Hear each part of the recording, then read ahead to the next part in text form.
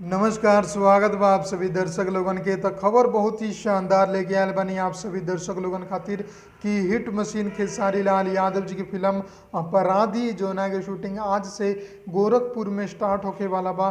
ई फिल्म के लेके एगो नया अपडेट आयल बा और उ अपडेट ई बा कि कल रात के ई फिल्म के जितना भी गाना रहे सबके डबिंग कंप्लीट हो चुकल बा, यानी कि गाना सबके रिकॉर्डिंग कंप्लीट हो चुकल बा।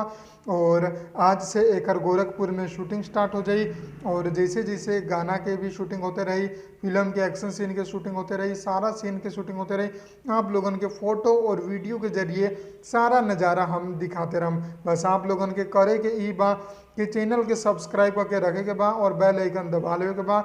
पुराना चैनल तो हटिए चुकल बा, आप सब जानते बानी, नया चैनल बा ताकि ज़्यादा से ज़्यादा सपोर्ट करें ताकि जितना भी खबर आए आप सब तर हम सबसे पहले पहुंचा सकी।